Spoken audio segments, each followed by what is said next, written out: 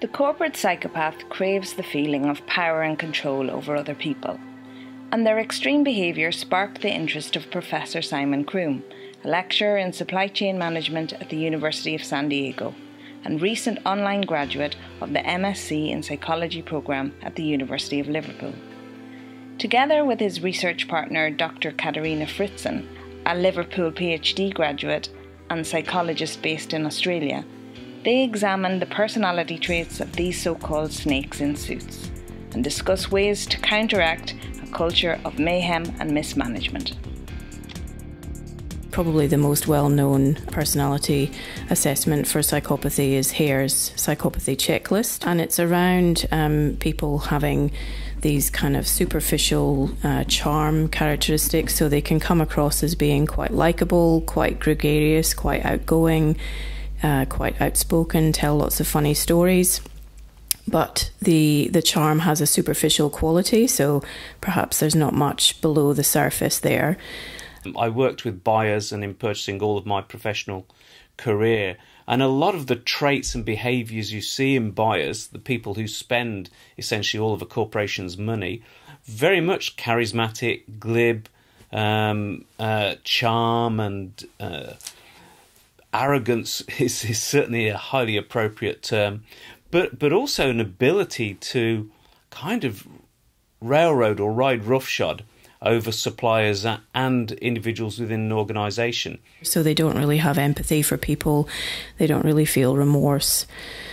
Steve Jobs as well, when you look at his biography, there are some very common traits there of a phenomenally creative but also an extremely powerful social influencer, but also having the ability to use emotions to get his own way. You know, a number of cases where he burst into tears as a grown man, so to speak, in a corporate office because he wasn't able to convince his colleagues, or he felt he wasn't convincing his colleagues of what needed to be done.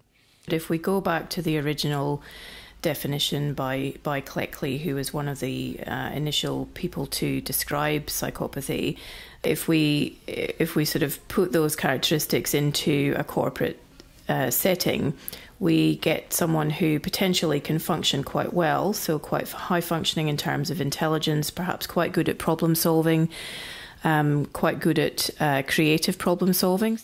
There's been a very little bit of research trying to identify whether specific professions have higher degrees of psychopathy than others.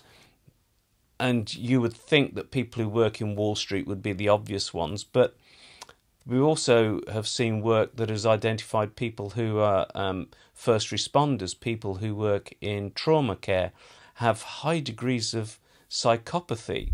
And Kevin Dutton, who is a professor at Oxford, his original work was with special forces in the UK, trying to find out, well, what makes these people put themselves not just in harm's way, but in an extreme, almost a self-deprivating manner. I think this comes from Kevin Dutton's book, The Wisdom of the Psychopath. So he talks about the dilemma of a person who is living in Nazi Germany, and they're hiding from the Nazis, and they're Jewish, and they're hiding under the floorboards of a house.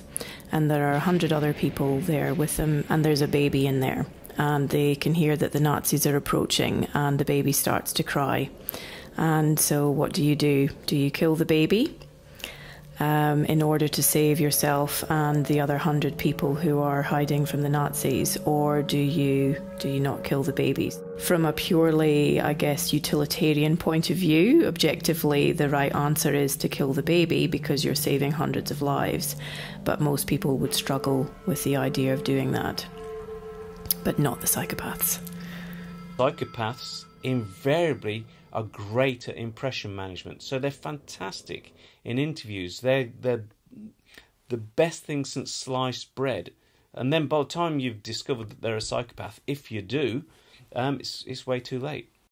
sometimes there are behaviours and traits and even characteristics that are encouraged by the organisation, and that can look like they're quite psychopathic behaviours, but they're actually the individual either struggling with the stress and the pressure, or poorly defined work tasks, or they're doing what they think they're supposed to be doing within that organisation. So I think there's a risk of over-pathologizing or over-labelling or mislabelling people. So it's very difficult to say, are we getting more psychopathic? Is business taking this slippy slide down to, inequity and unethical behaviour? Because, it isn't as clear-cut as that. In the end, it comes down to people. It comes down to the fact that a lot of managers can't manage people. A lot of individuals need different means of motivating and directing than the person sitting next to them, because people have diverse personalities.